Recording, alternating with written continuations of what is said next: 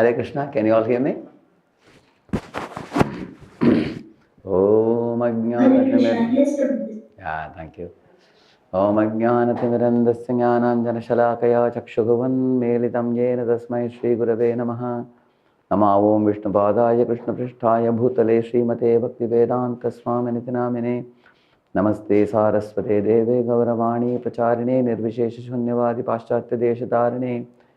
Jai Shri Krishna Chaitanya Prabhu Nityananda Shri Advaita Gadadhara Shri Vasadi Gaura Bhakta Vrinda. Hare Krishna Krishna Krishna Hare Hare, Hare Ram Ram Ram Hare Hare. So every day I'm coming a little late for the session because these days, and because of the Gita Jayanti month, we are distributing Bhagavad Gita and Bhagavatam sets in many places. Today I'm here in Alefata, near Narayan.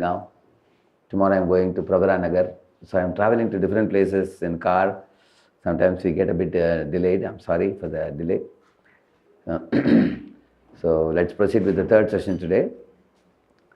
You see, these are the top 6 best teachings of the Bhagavad Gita. You see, Bhagavad Gita teaches about self-discipline and mind management, how to overcome distractions, addictions, and impulsive decisions. This is a very famous teaching. You know, focus on your studies. Don't panic about the results. This is another very important lesson. Generally, when you're studying for a competitive exam, you think, if I crack this competitive exam, I'll join this college and all my cousins will applaud. Then I'll become this, I'll become that. And we sometimes go into a state of daydreaming too much. Or sometimes we are fearful about the outcome of the exam and we think, oh, in case I don't get through this, what will happen to me? Like those of you who already have got into IIT and you go to the final year, you have a lot of anxiety about joining a good company, paying a good salary. So a lot of anxiety comes about the job, you see. And those who have not yet gotten to IIT, they have anxiety of getting into IIT, you see. So in this way, what Lord Krishna says is, what is not in your hands, don't focus on your attention on that. Focus your attention on what you can do. Famous lesson. And another one, already yesterday we spoke elaborately on this third one. You are not the body, you are eternal soul. Today we are going to learn more about this equanimity in success and failure. Samatvam and Sita Prajna we will learn. And discover your unique potential. Work joyfully and succeed. We will learn about this also today. And lastly here, you are not puppet of your destiny. Rather, you are carving your destiny by the choices that you make. That's a very important lesson in Gita, because at the end of the Bhagavad Gita, Lord Krishna said, Arjuna, whatever I have to speak, I have spoken to you. Now, yatechasi tata kuru. Do what you wish, he told them. Yata ichasi tata kuru. Whatever you desire, you may do. That means Krishna is giving choice. Krishna didn't program Arjuna. He gave the knowledge and told Arjuna, Arjuna, this is the knowledge. Now, if you want to take it, take it. If you don't want to take, do what you want. And Arjuna thought about it. And then he said, Karishye vachanam tava. I will follow your path, Krishna. Whatever you have taught me now, like that he said. So every one of you here, you have the choice in your life. You are getting the right knowledge here in these 4 days. How much to take it, how much not to take it, or to avoid it, it's in your hands. We do our duty as sadhus to teach the knowledge. The kind of knowledge that I will give you will be a blend of 2 things. It will help your academics on one hand, it will help you as a soul in your relationship to God. Because this one life is not everything. There are 4 all-in-all formula you should know. This body is not all in all, soul exists. This one life is not all in all, many more lifetimes exist. This world is not all in all, there is a spiritual world beyond. We are not all in all, there is a God in control. Remember this all in all formula. So, because we are not all in all, there is a God in control, we should know about the Ishwar. And because this world is not all in all, there is a spiritual world, which is a happy world. So therefore, we are also giving you knowledge about the soul's relation with God and going back to God. So that also you get along with knowledge of how to do academics well. So yesterday we discussed about this, soul, mind and body. And the mind is for storing our desires, and body I told you even about jnanendriya, karmendriya and all, how you use the body to execute desires, gather information and then execute desires. See, in Katha Upanishad there is an example. The horses are the five senses, ropes are the mind, driver is the intelligence, soul is the passenger, and the whole chariot is the body. As you see here, your five senses, are you going to allow them to get distracted? Like eyes and ears are very powerful distractors, you see. When you are sitting to study, if you look out of the window, somebody is playing cricket, then you are watching, oh, now you put a sixer. Hey, this fellow got out. Then you don't have attention in the class, because you got distracted like that. Or sometimes you hear a sound, and the sound distracts you also away. You are attending a class, suddenly some cinema music is going on somewhere, and it's a very familiar song, you know the song. And then your mind immediately connects and starts singing. Mind starts singing the song and then you forget the class. So the five horses are like five senses running: eyes, ears, nose, tongue and skin. Five senses. They can run in five directions, you see. How do you control them? Because mind is the central unit. So, Shotram chakshus parshanam rasanam granam evacha adhishtaya manaschayam vishayanupasevate. The five senses are grouped about the mind. Mind is the boss. All the five senses are das. They are servants. So yesterday I explained it nicely, elaborately. The senses are like children, and mother is the mind, and father is the intelligence, isn't it? So the driver is the intelligence. I explained it yesterday. And you are the soul sitting in the chariot. Now, if you make the intelligence strong by studying Bhagavad Gita and understanding the meaning of all these things, then you can pull the ropes of the mind, control the mind, and the mind will control the senses. This is the way, as a young student, you all can succeed in your life. Intelligence, if it is strengthened, it will give you focus. Vyavasayat yatvika buddhir ekeha kurunandana. One pointed attention you will get when you strengthen your intelligence. With a weak intelligence, you know what will happen? You will see that. See, like, look at this. The driver has no control because he is weak intelligence. This is happening to most of the youth nowadays. They have not strengthened their intelligence by study of the scriptures. So because of weak intelligence, the mind is pulling them. And then the horses are pulling the mind.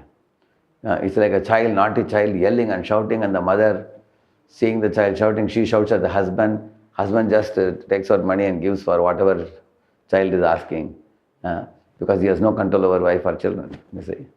This situation is like that. So then look at the soul. Soul is suffering. The whole chariot is toppling. So this is the situation. We don't want our situation like this. We want it like this. Strengthen your intelligence, driver, to keep the mind ropes and sense horses under control. That's the way you control. Look at this. These horses, this elephant, they are compared to the mad mind. The mind is not controlled, it's like this. When mind is controlled, it's like this. Look at the elephant drawing the picture of an elephant, or elephant giving Ashirwad, you see. It's a trained elephant. So we want our mind to be trained like this. Now I am going to share these 6 lessons with you today with very nice explanation, PPTs relevant to students. So the first lesson here is, how do you overcome distractions, addictions, and see, distraction I told you, mobile scrolling can be a distraction. Binge watching of Netflix movies can be distraction. Video games playing can be distraction. I heard that there are some video games like Blue Whale or, Grand Auto Theft. Many teenagers are like mad after these games. They say that once you get into it, you can't get out. These games are so intoxicating. You become a video game addict. They say that 6 hours you are sitting with it. You are unable to get out of it. Keep on playing it. So that is distraction. And addiction means like smoking, drinking, drugs. They can actually become addictions. And impulsive decisions means decisions made without thinking. Like for example, like yesterday I gave examples. A boy connects with a girl, and then they both roam around, go to park, go to beach, and they spend hours and hours with each other. And their parents never expected them to waste time like this. The parents are sending money, but the young ones are just wasting their time. And then initially they claim to be loving each other, but eventually they become angry with each other. Their expectations from each other increases due to over familiarity. And they fight like cat and rat. Later on they separate and they go for a new partner.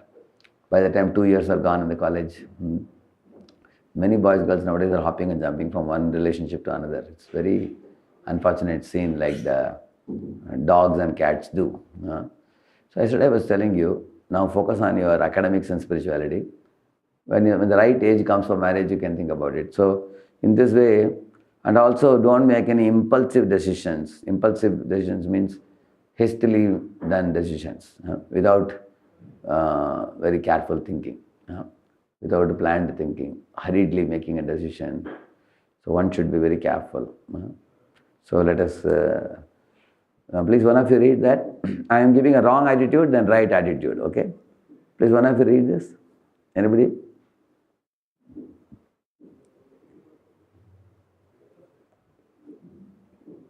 I can't hear the sound here.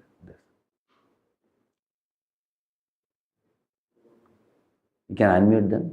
You can allow them to. Go ahead.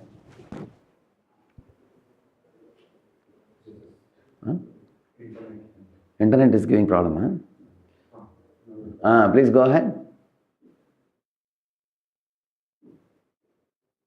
They don't have local. Yes, now it's clear. Yeah. Read it, yeah. The challenge, parental and societal expectations. Wrong attitude, the burden mine. My parents just want to brag about my rank and salary.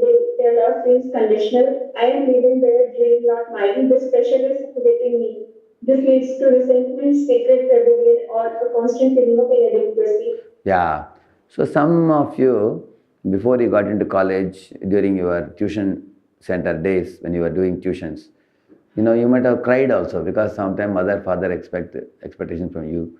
They push you sometimes, they scold you, study well, someone get into the college like that. So that time they were very much worried about you. And then once you get into college, now also they look at your progress report and they want you to get more marks, they want you to get top rank, they want you to be outstanding.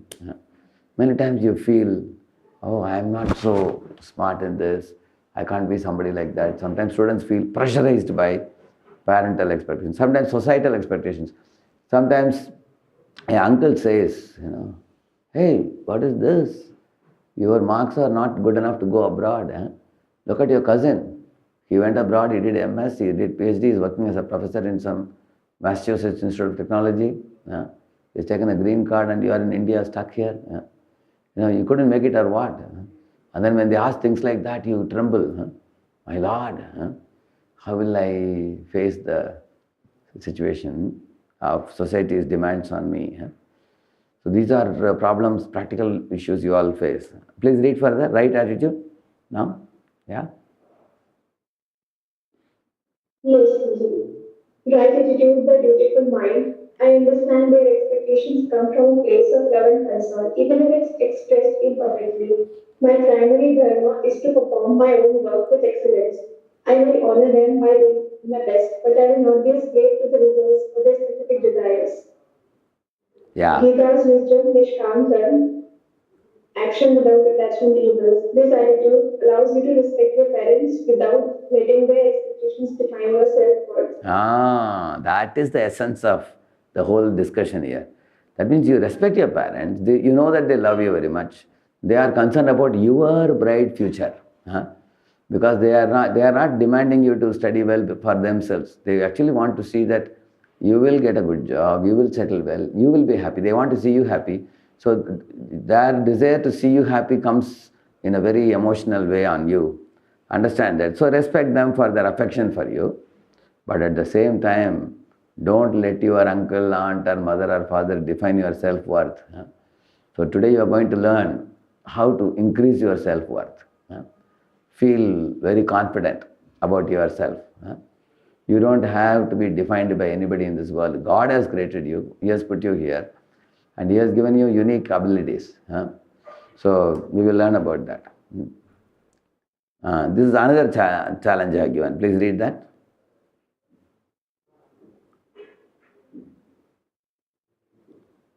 Yeah? Yes, Shruti. Yeah. Attached mind. I identity is my GPA. If I don't get a 9 plus, I am a failure. I must beat X person in the class and defined by my rank. This leads to crippling anxiety, burnout, sleep, depression, and even something behavior like cheating. Yeah. So sometimes you have some friend who's getting 9 points always, 9.2, 9.3, and you are getting 7.8 or 8 or something like that. Every time you see that fellow is getting ahead of you, but you are from the same city, and both parents know each other, and then your parents always compare you with that friend. See, he is getting 9.2, you are getting 7.8. Why? So at that time you sometimes think, should I cheat in the exam by copying? And I also want to get 9 plus. Or sometimes you overwork and you get sleep deprivation. Sleep deprivation means you sleep only 4 hours. And then daytime your head is like a matchstick. Your head is burning. Yeah. Or sometimes you're too much in anxiety, you know. So in this way, you are trying to compare yourself with others and compete with others. Read the right attitude. Yeah.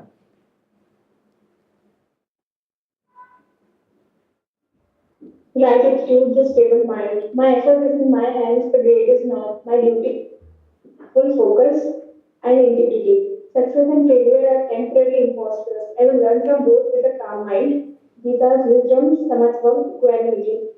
If I succeed, it's all God's grace. He gave me brain. If I fail, I've learned what not to do. Next time I will do well. Find satisfaction in the process of learning itself. Please detaches your self-worth from external number. Yeah. So there are two types of ways to study any subject. One of your friends may be able to cram and vomit and get good marks. You may not be able to cram and vomit, but you understand the subject well.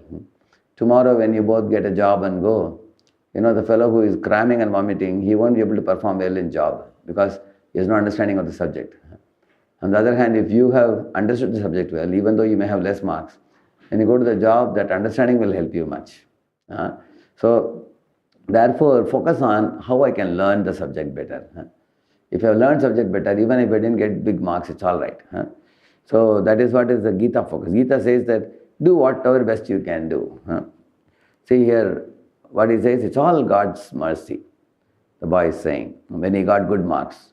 When he got poor marks, what is he saying? I learned my mistakes. I will do better in my next attempt. This is Gita's way. Gita teaches this. If you get good grades, don't be proud, don't jump up and down. Say that God gave me the brain, God gave me the hands and legs, He gave me the ability to do anything.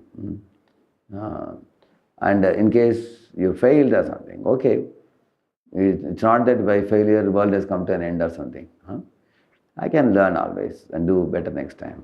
On the other hand, if one is not God conscious, see here, first rank he gets, he says, I got first rank by my brain.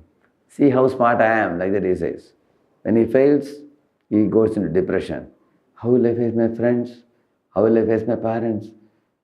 Everybody will ridicule me, he gets depressed. So this is not the Gita way. Yeah.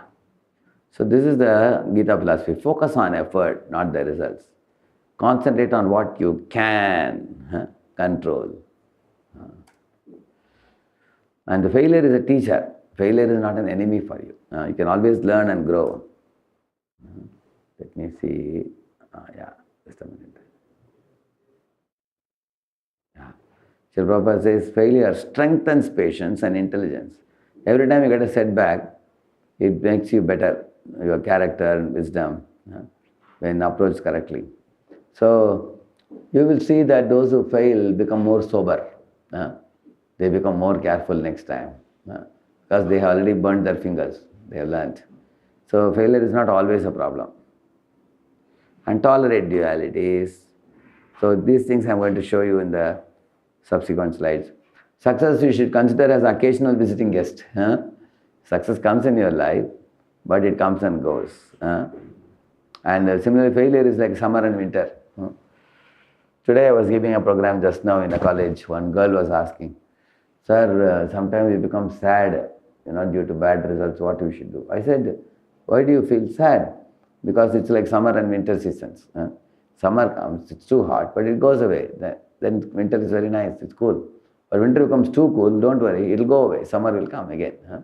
So in this world, no need to feel sad. You may have failed in a paper now. You'll pass it the next attempt you do. Nothing to worry. Tolerate dualities. So now each of it I am showing now. See, I have given an example of a coding failure. A student was doing a coding and then he faced failure. The program is not running. So he debugged it, submitted, and then he improved his skill. One student was doing lab experiment, it failed. So he took a different approach after consulting the teacher. Then he discovered something. Similarly, somebody had a failure in examination. He revised his strategy on study methods. He met the top students and asked them, "Hey, this time I failed, can you help me?" Somebody gave him notes. Somebody taught him how to study and remember the subject.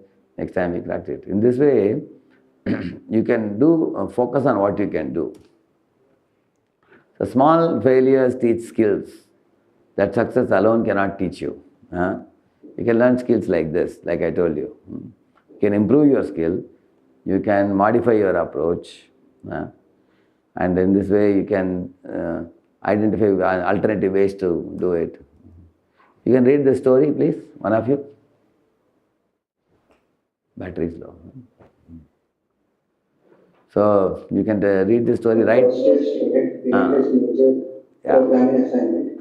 Instead of quitting, he worked with peers, read tutorials, and debugged his code for hours daily. Next assignment, he scored full marks and mentored juniors in the same course. Just see, the student failed, in his first major attempt. But then instead of quitting, what he did, he worked with peers who are good in the subject. He read tutorials also. Then he debugged his code for several hours. He worked on it. Then he succeeded. You will see that. In this way, all of us can focus on what we can, rather than keep lamenting about what we can't. See, we can sow the seeds, but God has to give the rains. We can give the interview, but the panel has to choose us. You can write the exam, but the teacher has to give you marks, you see. Okay, that was the first concept. The second is, failure is a teacher, don't worry, learn from the failures. See, many great souls, you can see Thomas Edison, you see. 1,000 experiments, he said, every experiment taught me where I went wrong, he said. And then he made the tungsten bulb later on after that. Similarly, just 1 minute, there is a small...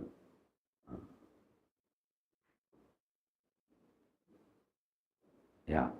Steve Jobs, he was fired from his own company which he started because the Apple company had put 5 people as a board of managers. They drove him out practically. And I think 3 or 4 years he was out. Later on, they themselves felt that we need his guidance. They called him back. So he returned. But then when he returned stronger. And then he made the iPhone, famous iPhone, after that.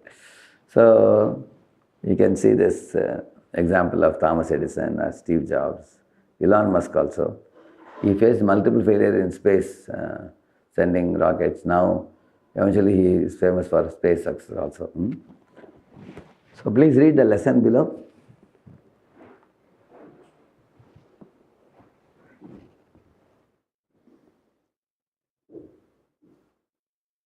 Yeah? Rejection is equal to feedback. Refine, persist, succeed. Whenever you get rejected, that means it's a feedback given to you.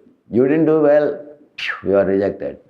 Don't become depressed. Don't go to your room and close the door and in the darkness of the room, don't sob unnecessarily. It's a waste of time. Instead, take it as a feedback. Refine your way. Persist. Try out alternative ways.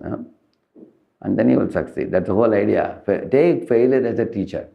Like Dr. Kalam said, fail means first attempt in learning. He said, let's fail. So rejection means redirection. No, it's not the end. Focus on the growth. Arjuna was, overwhelmed in the battlefield in the beginning. But then Krishna taught him to focus on his duty. So perspective shift turns fear and failure into action and confidence. You see? That's what we are learning now. How to, Gita teaches us to change our perspective of problems. Instead of seeing problems as problems, see them as feedback. And then grow out of it. Okay, now what to do if my mind cannot focus when I am emotionally affected? Like for example, your friend got A grade and you got F grade. So the result is frustration, anger and self-doubt, isn't it? So we are emotionally affected. We are going, and keeping quiet, or you are just sleeping all the time. So what to do? Just 1 minute. There is some.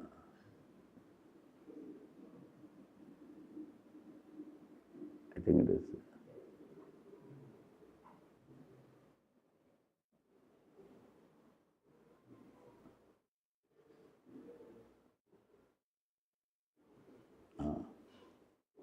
Okay. Yeah, this I already told you, tolerate dualities. And when success and failure comes, I given more information. See, how will you get help to tolerate? Some of you may have a question. But you say tolerate, how to tolerate it? I'm unable to tolerate. Here is the solution. Do chanting calms the mind and provides perspective. Journaling the lessons learned. Yeah. See, that processes emotions and captures insights. You know what is journaling? Let me tell you a little bit about journaling. You see, journaling means writing down. Have a diary.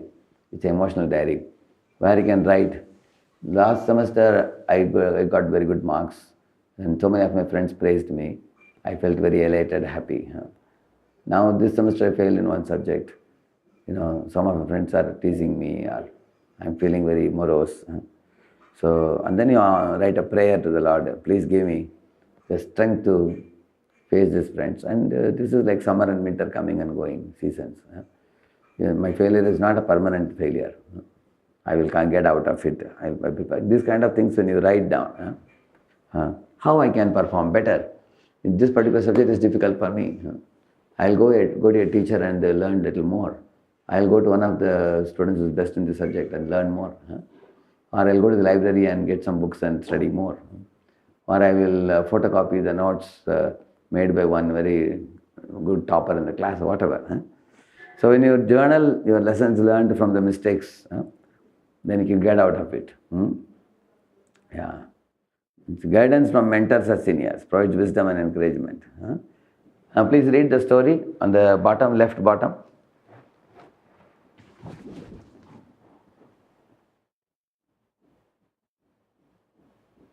Who is going to read? One of you? A student failed a critical internship. Feeling dejected, he spent the weekend meditating and analyzing his mistakes. With renewed focus, he applied to another company and got selected for a position even better suited to his skills. So sometimes you apply for internship and the company rejects you. Immediately thoughts of inferiority comes in your mind. Why did the company reject me? That means I think I'm useless, I'm good for nothing. Because the company didn't find your area of project relevant to them. But if you apply to another company sometimes where your talents are matching the company's needs, then you will be invited for internship, isn't it? So in this way, this is one of the ways you can take an alternative approach.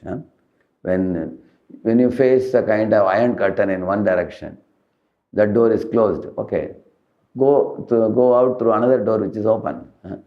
Because if one door is closed doesn't mean your life is coming to an end. There's another door open. Go for alternatives.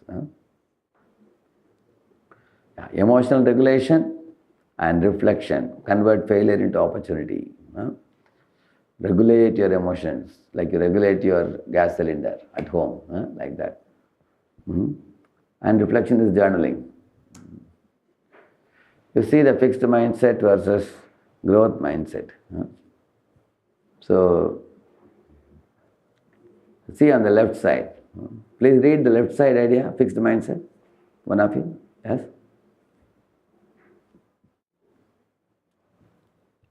I already know all. I can't change how smart I am. I give up easily.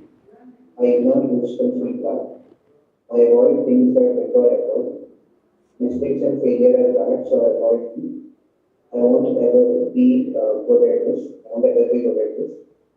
I don't need that to practice. So in this way, these students are very rigidly situated. They are not agile. They are not resilient to bring about a change, you see. So this is the problem. Then they don't grow also much. They remain stuck in their life because they have set ways of working. They are not able to think out of the box. Okay, please read the growth mindset on the other side.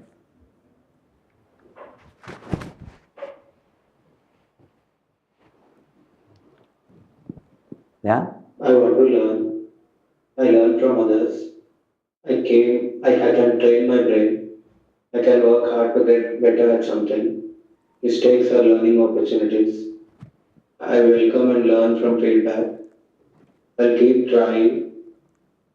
I want to be challenged. So my request to all of you, adopt the right side mode, the growth mindset. You take a snapshot of this and keep yourself on the right zone, which is a green zone. Green zone means you're growing, isn't it? You are blossoming in your life. Be open-minded to receive feedback, keep learning. If you have our Steve Jobs wrote a book called as Stay Hungry, Stay Foolish. You know that? Which means always be in a learning mode. He's a big man, genius, but nevertheless he's always in learning mode, he says. So those who are willing to learn from others without false ego, they can actually grow. Yeah. Please read this. Yeah. Read that. Life. Life often, life often puts challenges in front of us. A fixed mindset says I can't. A growth mindset says, asks how can I solve this and then takes consistent action. Yeah. See, look at this crow. It faced a challenge. Oh, water is the bottom. If I go into the jar, I can't come out. So how will I drink the water? So the crow found out a way. Brought the pebbles and put the pebbles and the water level came up and the crow drank. This is one of the ways. But there are also more ways, more simpler and easier ways, what you call a smart worker. The same crow can, go to a fruit juice shop and get a straw. And he doesn't have to bring the stones. Just put the straw, drink and push off. Just see. So, smarter crow. So, you want to be a hard-working crow or a smart-working crow? The choice is yours. Both of them require willingness to take initiative and not remain depressed. Some students take a hard way, some take a smart way.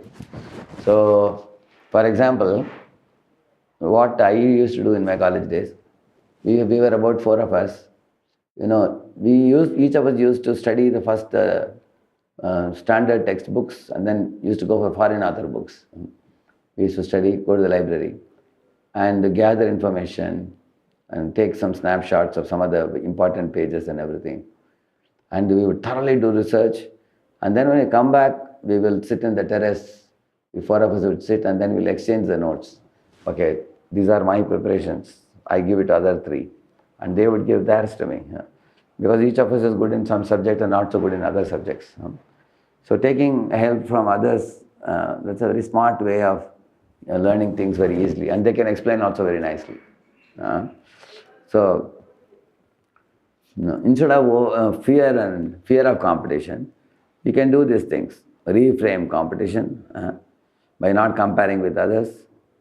Track your own personal progress daily. How you are doing? Are you progressing? And also, instead of focusing on anxiety, focus on progress. That's the whole point. Look at Hanuman. He didn't know his own greatness. Jamban reminded him, and Hanuman felt encouraged. And he completed the task. You see? Yeah. So on the top right, I have given. Please read that top right. Don't obsess over how many hours someone else studies. Awaken your own best capability from there. Yeah. Don't worry about others. Everybody will study, get marks and push off from the college, go to different places. Worry about yourself. You focus on attention on your performance. Arjuna was focusing on that eye of the wooden bird and he could hit it exactly. Because he was not looking at the branches or the tree or other trees or cows and other things. One singular focus on the eye of the bird. Keep your focus like that. See, look at this girl. She's looking at another girl and thinking, oh, why is she smiling? I want to be happy like her. She's making comparison. On the other hand, these two kids are very good, close friends. So they are happy with each other. In case you have difficulty with your parents, learn how to talk to parents about difficult things. Have honest conversations by talking one-on-one rather than hiding something from the parents. Also, be grateful and appreciative of support you are getting from others. Actually, you also should deal with peers without throwing expectations, and they also should deal with you. Then you can be happy friends. So this is about peer and parental pressure. I made this slide for that purpose. So willpower increases by these three things. If you are making morning affirmations, early morning planning, and then daily study goals, achievable targets you have, and then reviewing at night what I did today. See, Arjuna is collapsing. Here is collapsed fully. Put the bow and arrow. But Krishna spoke Gita to him and he woke up. Then he fought the battle. You can see that. Confident Arjuna. Okay, here is about peer pressure. Please read the wrong attitude. My friends. Yes, fine. Go. Friends are all getting internships at Google and Amazon. I'm falling behind. I need to do what they are doing, even if it doesn't interest me. Their success makes me feel small. This leads to blindly following the herd, losing touch with your own unique talents and interests. So the Swadharma and constant dissatisfaction. Yeah, you don't know how powerful you are. Every one of you is like a Hanuman. Hanuman is hidden within you, and that is your Swadharma, your unique potential. Einstein once said, if you test fish by asking the fish how many marks you got in tree climbing, the fish will become depressed, he said. Because fish will get A grade in water, and monkey will get A grade in climbing. Because everybody has a unique talent. That's what he said, Swadharma. Please read the right attitude.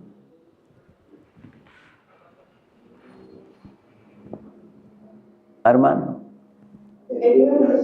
Yeah, go ahead. Comparison is the thief of joy. I will focus on discovering and honing my own skills.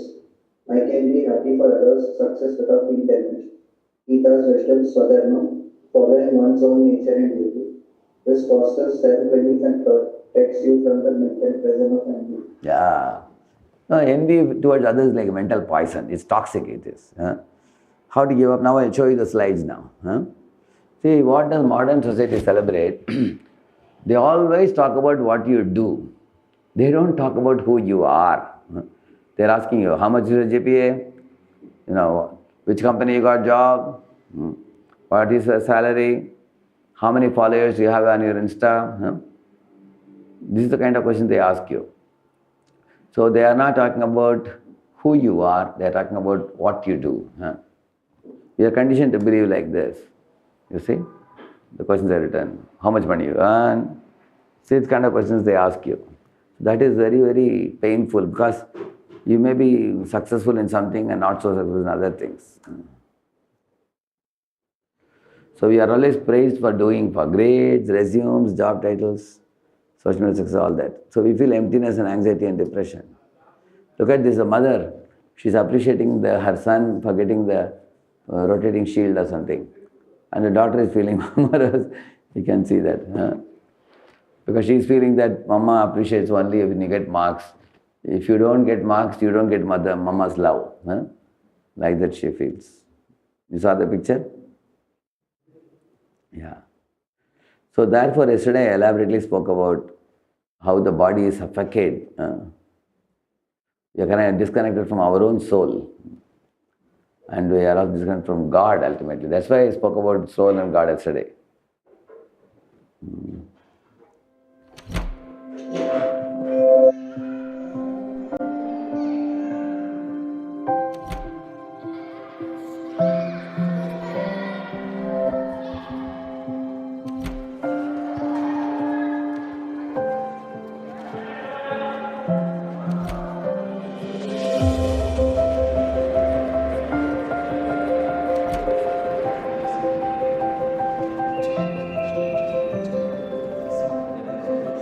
So, what's through this door? Where do we go? Is it nothing? So, I showed you different phases of life now. Now you all have gone through your childhood and boyhood and now in youth now. In this way, gradually body gets older. So one should know where does it take us. So Bhagavad talks about who you are is far greater than what you do. See, Krishna says this in the Gita. You have gone through the childhood, boyhood, but you are aware. You are the one who is aware of what is happening in your body. You all say that I was a baby, and I was a young boy. Now I am a youth now. And then when you get old, you say, my body has become old. You are different from the body. He says that body is just like a dress over the soul. So this verse teaches us we are not human doings, we are human beings. We are not what we do. We are actually eternal souls seated in this temporary bodily machine. So you don't have to worry about what you do, what you are is more important. Our body changing is like changing dresses. Today you are wearing one dress, tomorrow you wear another dress. It's like that. That's what Krishna taught him. Who you are matters more than what you do. Your worth is not in your utility. It is in your eternal identity as God's part and parcel. You are actually a soul loved by God regardless of profession, status and performance. Which means, you look at that picture in the top right, squirrel. He just put some few stones in Setu Bandha and Lord Ram immediately recognized it. So whoever you are, how small you may be or big you may be fair, you may be black, you may be beautiful, you may be ugly, you may be educated, you may be illiterate, you may be fat, you may be thin, you belong to higher caste, lower caste. God doesn't care about anything. He only sees the soul. He doesn't see the body. He has X-ray vision. He sees all souls are equal in this world. And all are my children. Like that Krishna says. Sarvayonishu kaunteya murtayas sambhavanti yaha tasam brahma mahat yonir aham bija pradakapita. It says, I am the seed-giving father of all living beings. So God loves everyone without any discrimination. So you don't have to worry. You don't have to perform anything to prove to God how great you are for Him to love you. So like here you see, flower doesn't do anything. It's just beautiful. You see? Similarly, the sunlight is so beautiful. We don't have to prove our worth by constantly doing something. We just must learn to be spiritually grounded, kind and balanced and connected to God. Everything in the God's creation, without even externally doing something, they naturally have unique potential. For example, sun has the ability to give light. A flower is beautiful to look at.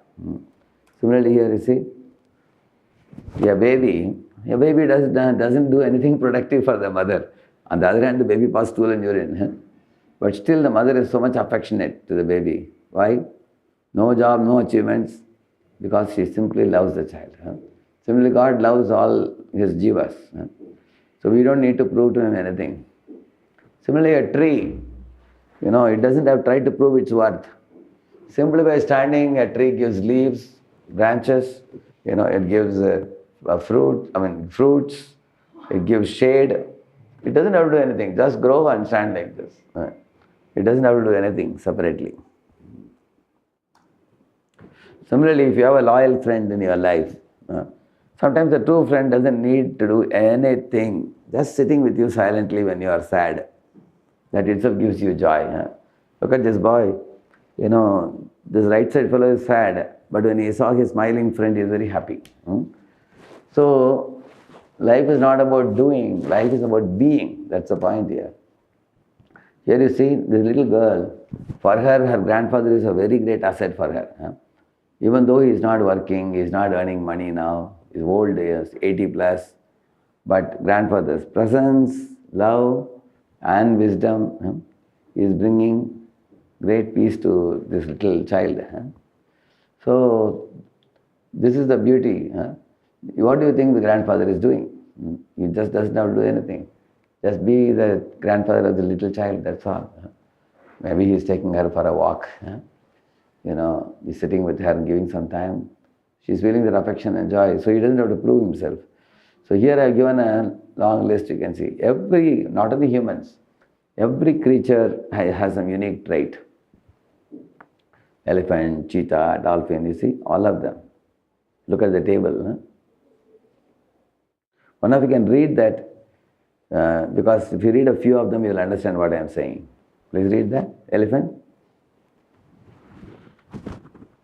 Yes, Prabhuji. Elephant, incredible memory, strength, social intelligence. Cheetah, fastest land animal, speeds up to 120 km/h. Dolphin, high intelligence, communication skills, empathy. Honeybee, coordination, tracing, and teamwork. Owl, night vision, silent flight. Wisdom, symbolism. Peacock, beautiful plumage, courtship display. Falcon, extremely fast, excellent hunting skills. Hummingbird can hover mid-air, rapid wing flapping. Albatross, longest flying distances without landing. So you got an idea? So all of you, now you got an idea what I am trying to say. Every creature has some special trait or feature they have. Every one of them. See the last but one, baobab. It stores water in the trunk. It lives thousands of years. So every one of them have very special trait, unique trait. Similarly, you also, every one of you students, I am telling you, you have your unique talents also. See here, some of you are people of letters. You like to read, write, speak. You can write poems. You can be a good eloquent speaker or orator. You may give advice to people. You are a thinker. That means you are Brahmana type, Brahminical intelligence. You like to read books. You like to discuss philosophy. You like to write. You write for magazines and all. You can be a YouTube speaker, or you may be able to think and give advice to others. You study scriptures. You share with others. You are more wiser than others. You are a thinker and you can help others how to make plans and everything. So Brahmana means you have the vision and you can listen to the grievances of other people with the ears. You can actually you can listen to people who want to express, and similarly you can smell the grievances and express empathy. With the mouth you can give advice, and the brain is actually the center for giving direction to the whole body. That's why the Brahmana means, he has these abilities. That's why Brahmana is compared to the head. And Kshatriyas are compared to shoulder. Why?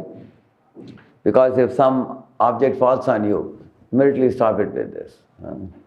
Or somebody comes to attack you, you also punch him on his nose like this with the hand. So the hands are helping to protect yourself, defend yourself. So Kshatriyas are like shoulder. They're administrators, planning, organizing, coordinating, monitoring, controlling, all that they do. Thirdly, the traders, Vaishyas, compared to belly. because all the whole society's economy lies in their hands. Because they have cow protection, trading, farming, everything. So all the grains they produce and supply to the whole, society. So they are traders compared to the belly, because belly takes the food and processes it nicely, adds gastric juice to that and everything, and then converts it to blood, and then gives to the heart, and the heart circulates it. So it's producing the energy for the whole body. Therefore, they are compared to Vaishya. Vaishyas give charity to Brahmins, they give tax to the Kshatriyas, and they give food, clothing, shelter to the Shudras. And the fourth category are artisans or laborers. They don't think much. They will do what they are told to do. Jo bola so karo. So they are the fourth category people. When I was in my school days, there was one boy called Arvind. Whenever teacher would give mathematics homework, this boy would sit in the school after the school, and in half an hour he'll finish the homework. And I would see that all other boys would surround him and they would copy from his notebook. Very shrewd boy, very studious, sitting in the front row. In mathematics class, he would always raise the hand and give answers like that. And another boy called Mani, very strong and tall and sturdy. Whenever any other class boys will steal our football, we will go and complain to Mani, and Mani will come forward. Hey, where is the football? Like that he would come and they would drop the football and run away. They would go away. So in this way, he was very powerful physically. And there was another boy, Ramu. One day he brought a pencil, peculiar pencil. I had never seen a pencil like that, the pencil with a rubber behind it. Everybody became curious. Hey, come on, Ramu, where did he get it? He said, you see, he would scribble something on the paper, turn it like this and then rub it. And he would say that, see, this has all this ability, rubbing ability. And we all asked him, we also want one. He said, give me 2 rupees. He gathered 2 rupees from 50 boys. Next day he brought pencil boxes. He gave us all. And madam asked, hey, why it's crowded there? What are you doing? Then she came and saw the pencils were being sold by Ramu. Then we all laughed because she said this pencil is only 20 paisa. And he was selling it for 2 rupees. Because his father is a businessman. Even in his school days he was a businessman, this fellow. And there was a Karupaya, one boy, sitting in the last row behind, always like this. He's sleeping on the bench. Many times teachers have told him, hey Karupaya, get up, don't sleep. He would get up for some time, after some time slowly go to sleep. He was never interested in studying. But as soon as class would get over, he would immediately get up, go to the staff room, bring the duster, bring the chalk piece, rub the whole this thing. It's becoming blurred. Yeah. He would rub the blackboard, and put the chalk piece there and go back to his seat. He liked his physical work, but not intelligence work. So that's Shudra. They are Shudra compared to legs, Vaishyas to belly, Kshatriyas to shoulder, and Brahmanas to the head. It's a social body, it is. So ask yourself, which talent is prominent in you? If you are a Brahmana, then you can go for, things like Hachar. You can go for masters and PhD, and you can become a teacher. You can become advisor to business people also. You can become a mentor. You can become a YouTube speaker. Or you can also teach in tuition centers or in colleges you can teach. You can be a writer. So many things you can do. And if you see that you are more having administrative skill, then you can become a team lead.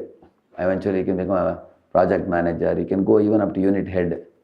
And you may have that administrative talent, managing, planning, organizing, coordinating, monitoring, controlling, So you have that administrative ability, Kshatriya ability.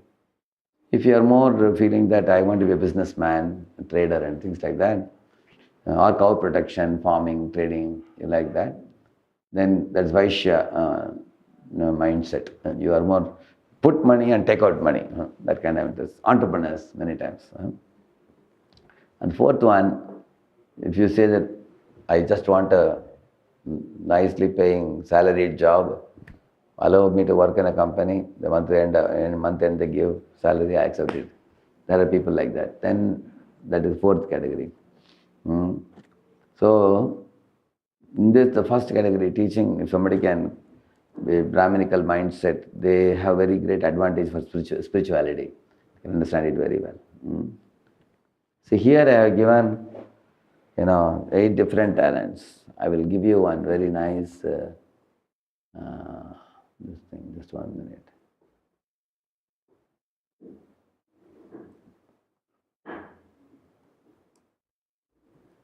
Can you remember this IBM smile? Can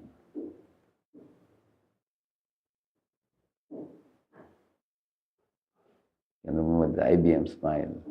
I'll tell you what is IBM smile, I'll tell you. See, I means interpersonal. Ask yourself, are you very gregarious? You mix with people very nicely? Then you can go for HR, you can go for marketing, you can go for jobs which require dealing with people. I. And B means bodily kinesthetic, that means you are good in sports. You can go for somebody is a national champion or a state champion, things like that. Running, jogging, playing different games. M means musical. So you like music, so you can play instruments. You can also sing, correct, no? Like veena, guitar, violin, harmonium, all that you can learn. So you get strength from music. And S means spatial visual. You are an artist. You can do drawing very well. And then M means mathematical. Some of you may be very smart in mathematical. And I means intrapersonal, very philosophical personality. Which means you put him in a room with 100 books, you can stay for a whole year also in the room. He doesn't need to go out anywhere. He is completely happy philosophically. They can become speakers and everything, orators and all. And L means linguistic. They know more than 4, 5, 6 languages. They catch languages very easily. And then E means eco-friendly. They are very concerned about the environment. They want to save the world, the environment. So ask yourself, how many of you could identify at least one out of these 8 items I told now? You can raise a hand. You can put that symbol of raising hand. At least one out of this you feel you are strong at. Anybody?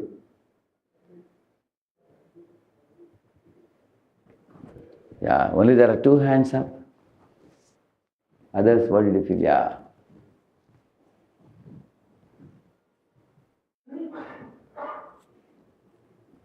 Yeah, you will find almost everybody. In case you are not raising hand, that means you are unable to evaluate yourself. Somebody else will tell you that you have the talent. Yeah.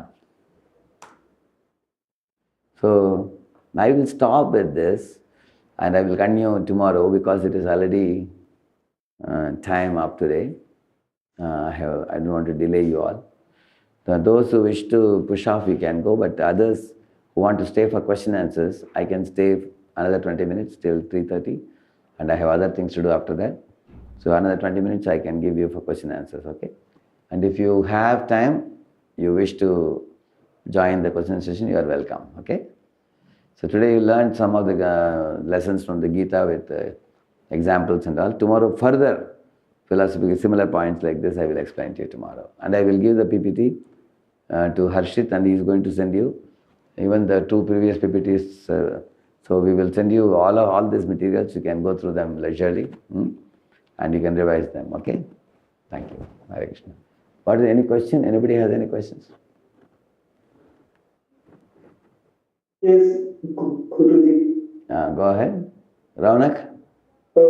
As we are talking about success and failure today, so my question is that in youth there are many of us who are preparing for government exams. Correct. And many other things also. Yeah. So basically I am talking about this examination since some of my friends and many of the people of the media are facing these problems regularly. So they are preparing on continuously years on years and they are trying again and again, but they're not succeeding in this.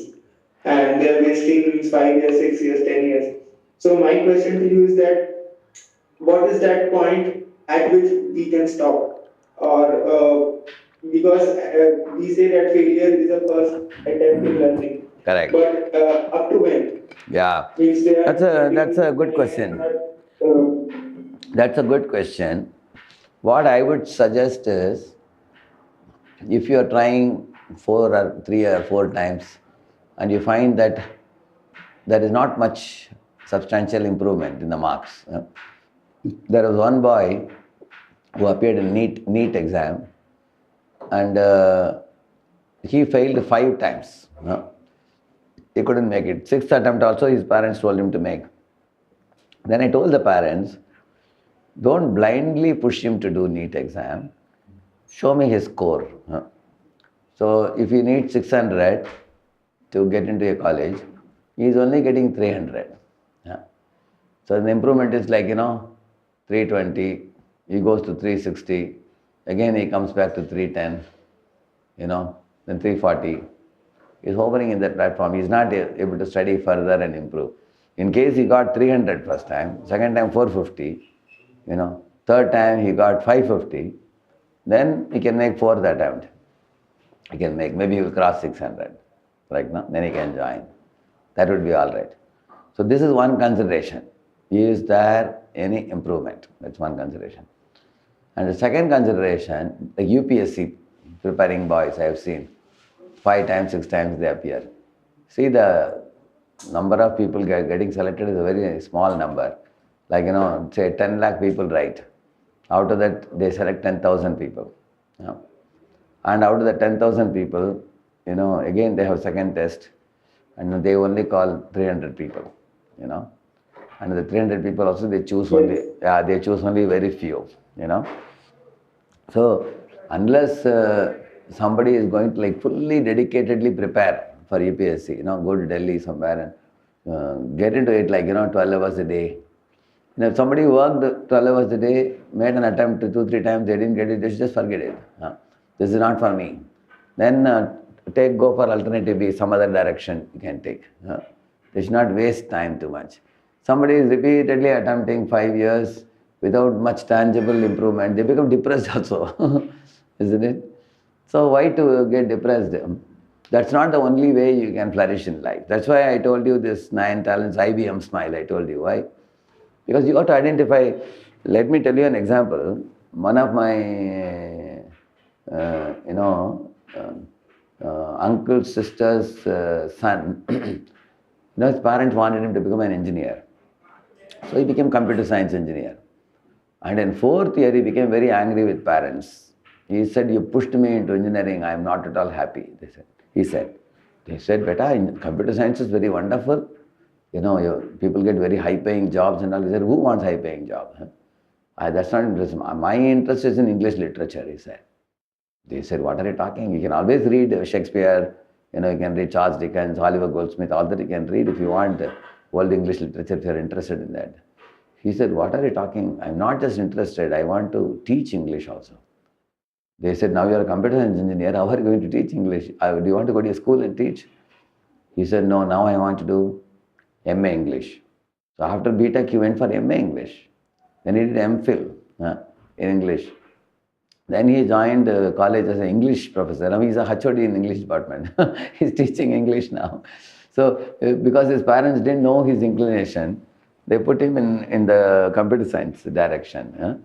So in the same manner, in Pune, you can go to Google search and put 2 brothers, you will get. These 2 brothers, they studied in Pumba in Pune. Pune University MBA they did. And one day I went to the village to their home. They are like Jamindar, And I asked, hey, after your Pune MBA, I heard that you both are gold medalists, you are toppers. You must have got very big jobs there. I said, yes, probably we got 5-6 jobs, they said. Which one you are choosing? They laughed and said, we didn't choose any of them. Then what job are you going to do? Are you going to start a business? He said, no, we have come back to village. I was surprised. What are you doing in the village? He said, we are doing organic farming. They said, our parents are farmers. I mean, father is a farmer.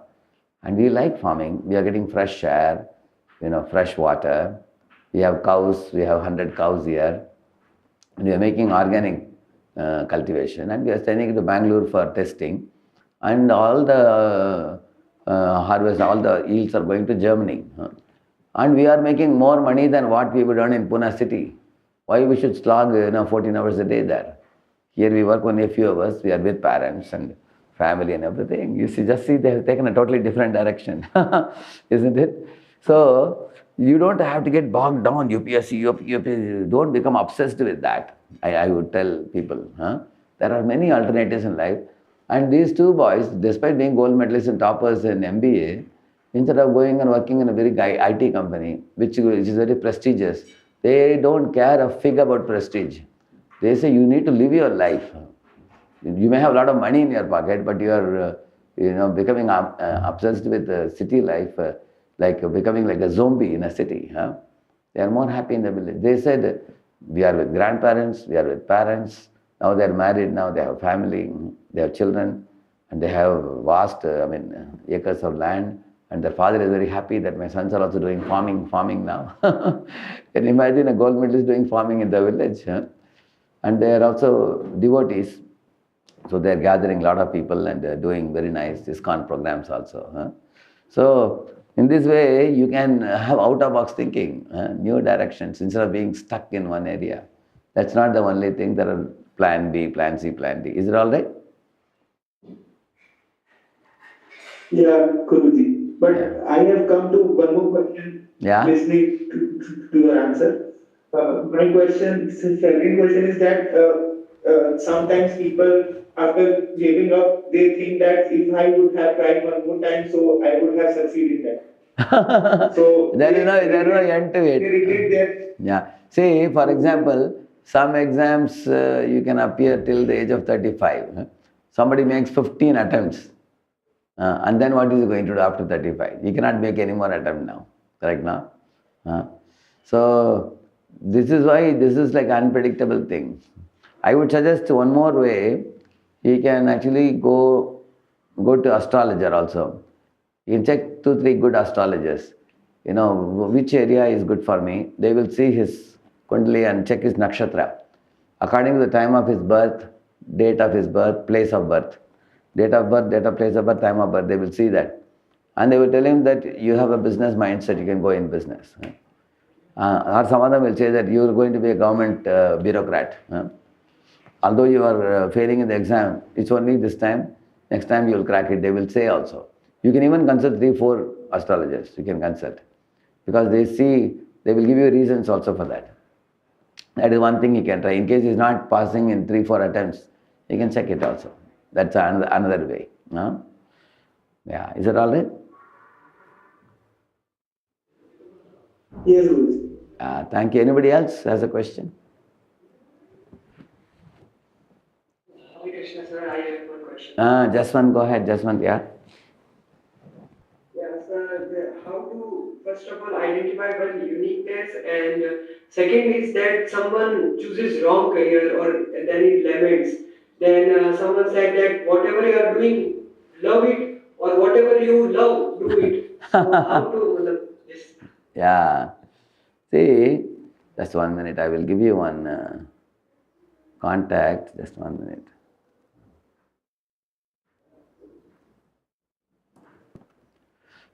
There is one institute called as Paravidya Institute. So this person, his name is Prem Vikas Prabhu. So he will make a couple of hours research. I will give you his email address. Just 1 minute. It's paravidyainstitute@gmail.com. You can put this one. You can say this. paravidyainstitute@gmail.com. You can write to him. You can take my name reference also, Radheshyamdas.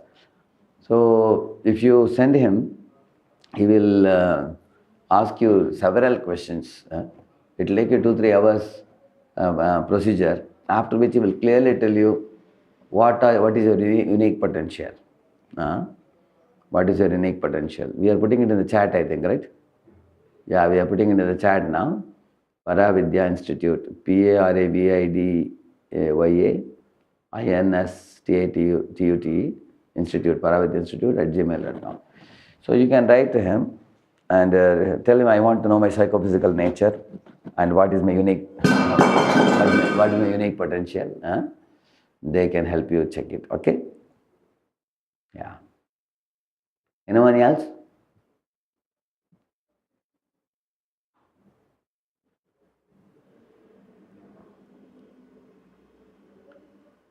Any questions have come in the chat? Just check it.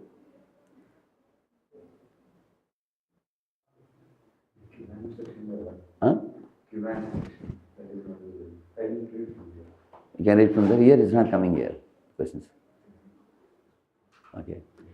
In the chat it is there. Questions, huh? Q&A section is there. That is just visible to post only. Okay, you can read it.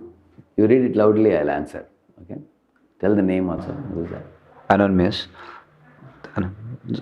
If someone thinks of his counselors 24 hours instead of Krishna and he worships them with all his heart, then is it wrong? How can you worship a counselor with all the heart? Because tomorrow, if the counselor goes away, he may not be a pure devotee. Actually, counselor is like a facilitator for you. He's a guide, facilitator. He is helping you, to grow in Krishna consciousness. You can take his guidance. Don't become emotionally attached. Because tomorrow if he falls down, you will also fall down with him, along with him. You should see him as a teacher, mentor, philosopher, guide, friend. You can see like that. Take help, like I am teaching you, I am sharing with you. You learn the knowledge and then you practice it yourself. You can wholeheartedly develop love and attachment ultimately for one person, which is Krishna. Because Krishna is God. And he says that, Maya sattamana partha yogam yunjanmadashraya asamshayam samagram mam yathagyasasi tachranu 7.1 Bhagavad Gita. He says, Arjuna, I will teach you how to develop attachment for me. If you understand Bhagavad Gita properly, you will develop a great affection, attachment to Krishna. He is the cause of everything, essence of everything, and very best of everything. And to him we should develop attachment. The duty of a counselor or guru, all of them, their duty is to take you to Krishna, take you to God. That's the goal. Next question. Krishna is fulfilling all of my desires, whether small or big, and whether I am serious about it or not. But Krishna is fulfilling all of my desires. What does it mean? Yeah, Krishna knows what is best for you. If it is good for you, he'll give it. If it is not good for you, he will say no. You are a devotee, then Krishna will only do what is good for you. Next. I am aspiring initiation from Radheshyamdas. How to know that I am deserving candidate for it? You ask your mentor what all you should do. Chanting 16 rounds, following 4 regs, and staying in the association of devotees, studying Prabhupada books. Like that, if you stay for 3 years, after which your mentor will recommend you. Next. Radheshyamdas came in my dream and allowed me to touch his feet, and I am aspiring Diksha from him. So when I said to him about it, he asked me to bring the beads for initiation. My dream broke. What does it mean? Acha Maharaj told him, I am not aware. You can check these things with Gauranga Prabhu. Gauranga Prabhu is in regular touch with him. In dreams? In dreams it comes. In dreams he is saying, Okay. Okay, whether it's dream or real life, you can go to Govardhanako village, you meet Gauranga Prabhu. You can tell him. Next. What is your interpretation of different paths of Karma Yoga and Bhakti Yoga? I feel more connected with the path of Karma Yoga. What is your take on this? Okay, do your work and offer the fruits. For example, you are interested in money making, do a business, make a lot of money, and 50% of your money, give it to devotees for subsidizing Bhagavad Gita and distributing, or cooking prasadam and distributing, for spiritual charitable work. So if you are very fond of Karma Yoga, you want to work hard and make money, okay, you can do that, no problem. Next. Last question. Prabhuji, the volume of material desires is extremely loud sometimes. Be it music, reels, entertainment, or social media. Even if I know it's harming my consciousness, the mind gets polluted instantly, and spiritually I'm not yet strong enough to counter that attraction. In such situations, how do we practically control the mind when the external noise is louder than our inner spiritual grounding? And second question in the same. Sometimes when we try to control the mind, it feels like we are suppressing ourselves, like a war within. How do we understand the difference between self-control and self-suppression? Actually, the main reason for this is you are not blocking the wrong input into your system. 100% guaranteed, I can tell you. Because anyone who blocks the external input to the mind, impure things into the mind, they have no problem outside. Then they have to deal only with the inside problems. Like for example, if a boy is lighting fire and pouring water, again lighting fire and pouring water, he will never be able to cook anything in the kitchen. Similarly, ask yourself, are you watching dirty videos in the Instagram or YouTube, or watching adult content? That's one thing. You have to stop it. Stop that bad habit. And also, are you unnecessarily hanging around in the street and watching who is going, who is coming, and trying to take interest in opposite sex? That's another thing. And also ask yourself, who are your friends? Are your friends polluting friends? They pollute your mind, or your friends uplifting friends? You need people who are sublime, pure, holy, and in that touch you will be uplifted. Are you having good devotee association? Ask yourself. Fourthly, how is your ambience? Are you staying in the college hostel, surrounded by all dirty things? Or are you staying in a devotee center where there's a pure ambience, there's morning program, chanting, dancing, hearing from Bhagavad Gita, eating pure prasad. Like we have the voice Gurukul, we call it Jettage Gurukul, we call it. So if I don't know, in your college you have a center like that. If it is there, if you have a spiritual ambience, that will completely uplift you. You cannot be like what you are saying. So three things: your habits, the ambience, and association. These three things are very important. If you pay attention to these three, a lot of these problems will be solved. Yeah? I'm a nursing student. I'm currently posted in Mental Health Institute. Many patients are from IIT and MBBS graduates suffering from severe depression and schizophrenia. Schizophrenia. Sorry. What one advice I can give to them? Their mind are not under their control, and please guide. How can I connect patients with Krishna? Oh, you can tell them to hear kirtans like Vrindavan Mellows, or Janavi Harrison, or Madhava Prabhu. So this they will love it. By repeatedly hearing the Mahamantra, their mind will become very calm, cool, collected. Let them hear the singing. Let them hear. Yeah, thank you all very much. Tomorrow is the last session tomorrow.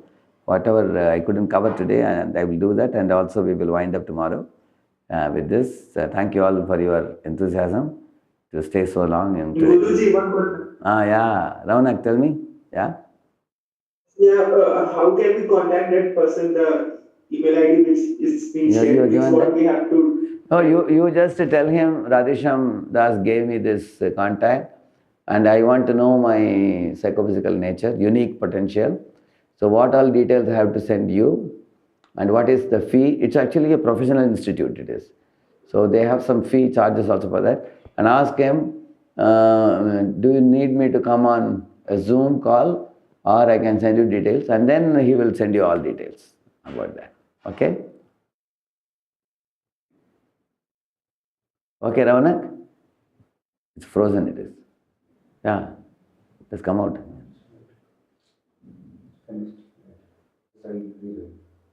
And tell him.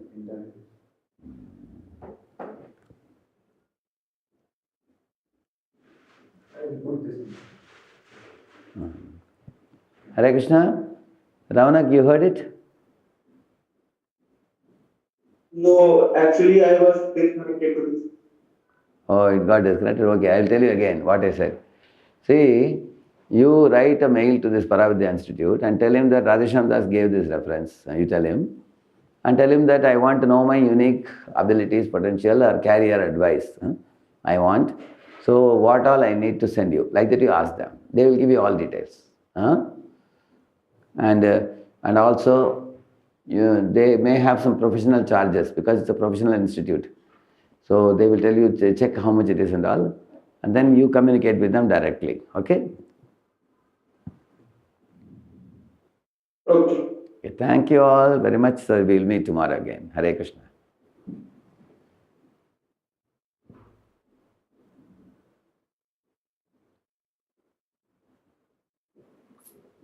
You can go out.